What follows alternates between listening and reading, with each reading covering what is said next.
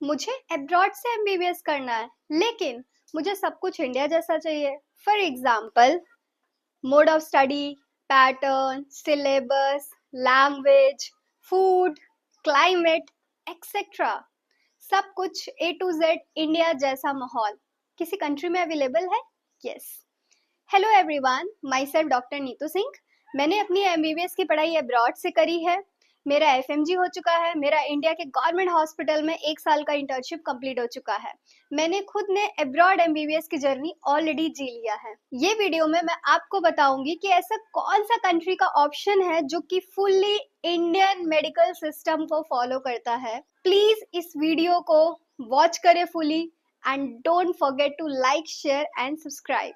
Let's talk about medical university of Nepal. इसके basic information के बारे में बात करते हैं।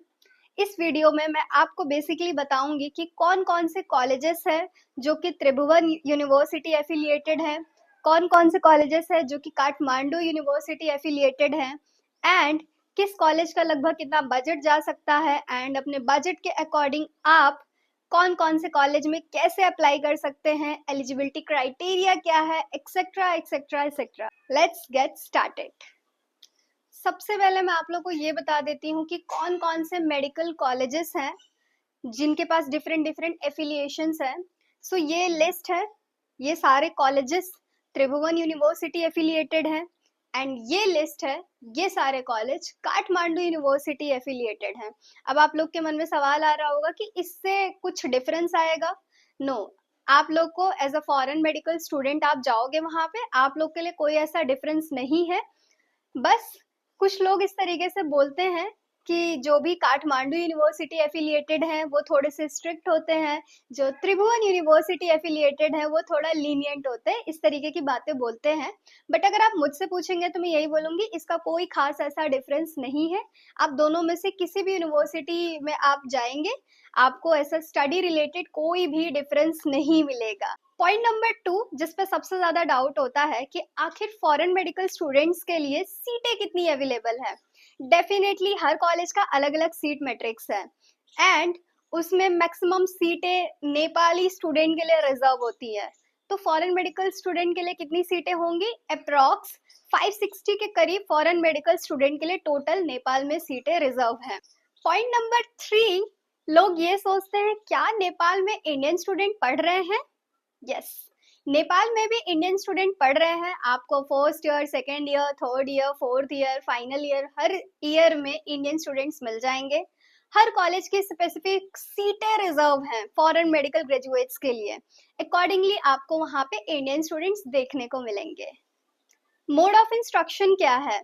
देखो, पेशेंट तो आपसे हिंदी या इंग्लिश प्रॉपरली बात करने नहीं आएगा। पेशेंट लोकल लैंग्वेज में बात करता है, चाहे वो इंडिया हो या अब्रॉड हो।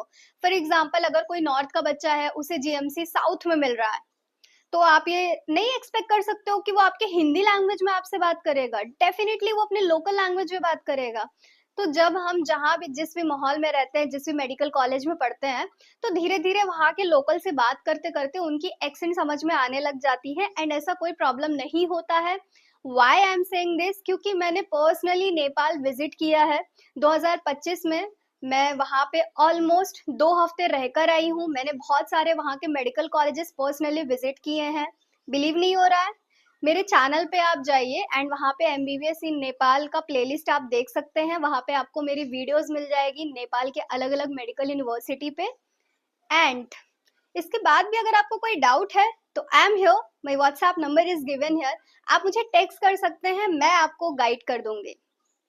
सो आपको पढ़ाई वहाँ पे basically maximum English language use होती है, एंड बीच बीच में नेपाली लैंग्वेज भी यूज किया जाता है ताकि आपको ट्रेन कर सके। जब आप पेशेंट के पास जाओ तो आपको लैंग्वेज रिलेटेड कोई इशू ना हो।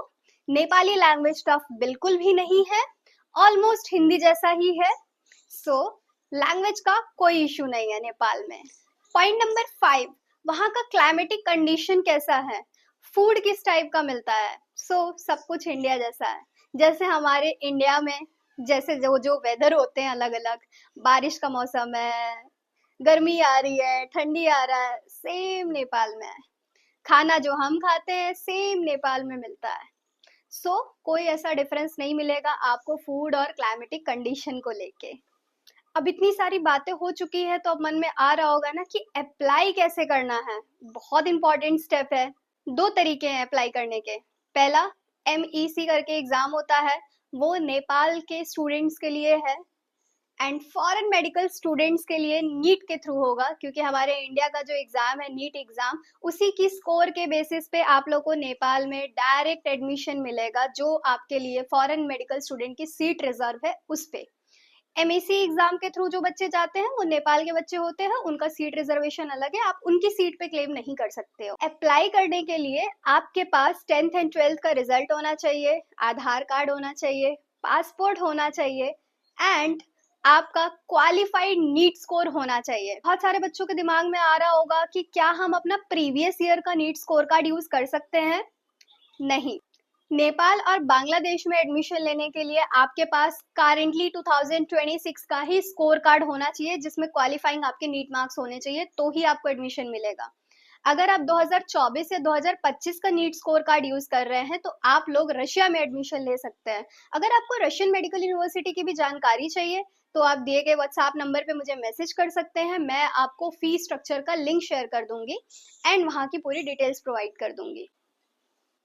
लास्ट क्वेरी, फी स्ट्रक्चर क्या है, बजट क्या जाएगा नेपाल का, आखिर ओवरऑल बजट हम कितना रखें जिसके बेसिस पे हम ये सोच सके कि हाँ हमें इस यूनिवर्सिटी जाना चाहिए। जस्ट रिमेम्बर वन थिंग, आप कोई भी कंट्री चूज करो, चाहे वो हमारा इंडिया हो, नेपाल हो, बांग्लादेश हो, रशिया हो, जॉर्जिया हो, सर्बिया हो, एक्सेट्रा एक्सेट्रा एक्सेट्रा, कोई भी कंट्री चूज करोगे, ओवरऑल बजट हर जगह का सेम नहीं है। हर कंट्री का अप्रॉक्स अलग अलग बजट है, एंड इवन नेपाल के हर एक कॉलेज का अलग अलग बजट है, बांग्लादेश के हर एक कॉलेज का अलग अलग बजट है, रशिया के हर एक कॉलेज का अलग अलग बजट है। तो आपका जो बजट है आप अकॉर्डिंगली प्लान करो, एंड अगर आपको डाउट हो रहा है, समझ में नहीं आ रहा कि मेरे इतने बजट है, इस बजट में कौन सा बेस्ट ऑप्शन होगा, तो आप मुझसे पूछ सकते हैं, मैं आपको बेस्ट यूनिवर्सिटी रिकमेंड कर दूंगी। आपके अकॉर्डिंग जो भी आपके क्राइटेरिया होंगे कि आपको किस माहौल का कॉलेज चाहिए, स्ट्रिक्ट चाहिए, लीनियंट चाहिए, किस टाइप का कॉलेज चाहिए। दूसरी चीज, मैं अगर मिनिमम बजट की बात करूं तो नेपाल का minimum budget approx 55 to 60 lakh है। अगर आप नेपाल के लिए प्लान कर रहे हैं और आपके पास 55 से 60 का बजट एटलीस्ट है तो ही आप नेपाल प्लान कर सकते हैं, अदरवाइज अगर इससे लो बजट है तो आप दूसरी कंट्री का ऑप्शन एक्सप्लोर कर सकते हैं।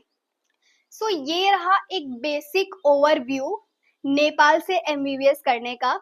अगर आप लोग को कोई भी डाउट हो किसी यूनिवर्सिटी के रिगार्डिंग, फी स्ट्रक्चर के रिगार्डिंग, या फिर समझ में नहीं आ रहा है कि कैसे किस हिसाब से चीजें करना है, तो मैं आपको गाइड कर सकती हूँ। आपको बस दिए गए व्हाट्सएप नंबर पे मुझे मैसेज करना है एंड मैं आपको फ्री काउंसलिंग प्रोवाइड करूंगी। So please guys, do like, share and comment, and I hope कि आप लोग को इस वीडियो से जो एक जनरल ओवरव्यू मैं देना चाहती थी वो मिल गया होगा। Bye bye guys. See you in the next video.